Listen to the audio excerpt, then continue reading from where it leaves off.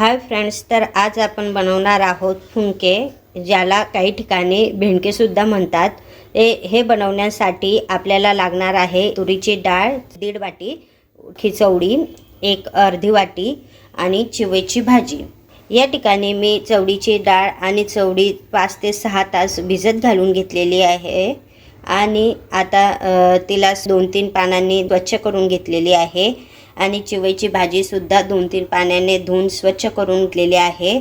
आता आपण डाळ आणि जी चवडी भिजवलेली आहे तिचं वाटण तयार करून घेऊयात.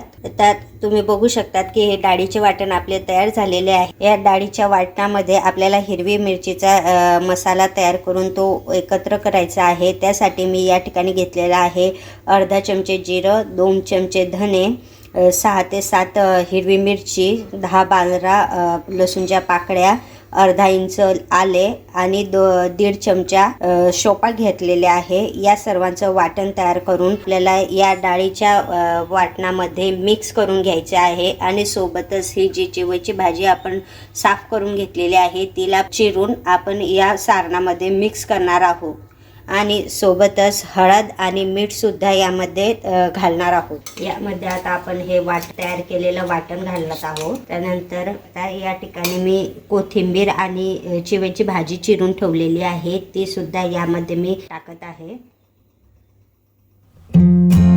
यामध्ये अर्धा चमचा हळद आपण घालत आहोत आणि चवीप्रमाणे मीठ या ठिकाणी मी टाकत आहे. आता आपण याला पूर्ण मिक्स करून घेणार आहोत. तर अशा प्रकारे सर्व साहित्य एकत्र करून आपण या ठिकाणी फुंक्यांचं रवण तयार झालेलं आहे आपलं. याला आता आपण स्टीम करायला ठेवणार आहोत. तर कसे करायचे ते मी तुम्हाला दाखवते. आता आपण आपले जे भेंडके किंवा फुंके ज्याला म्हणतो ते वाफवून घ्यायचे आहेत.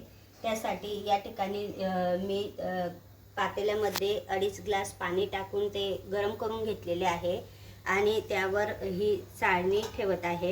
याला मी थोडं तेल लावून घेतलेलं आहे आणि आता भेंडके कसे ठेवायचे ते मी तुम्हाला दाखवते. या रवणामधला थोडासा भाग आपल्याला असा हातावर घेऊन या प्रकारे असं याचे गोल मुटके तयार करून ते असे चाळणीमध्ये अलगद ठेवायचे आहे. या प्रकारे सर्व मुटके मी चाळणीमध्ये असे अलगद ठेवत आहे. यावर झाकण ठेवून आपल्याला 10 ते 15 मिनिटं याची वाफ काढून घ्यायची आहे.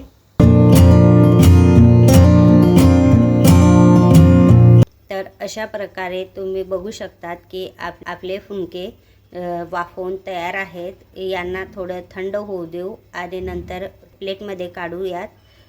यांना तुम्ही कढीसोबत किंवा नुसते तेल घेऊन सुद्धा खाऊ शकतात. टेस्टला छान लागतात. तर अशा प्रकारे आपले फुंके आणि कढी तयार झालेली आहे. याचा आस्वाद तुम्ही गरम गरम कढी आणि फुंक्यांसोबत घेऊ शकतात.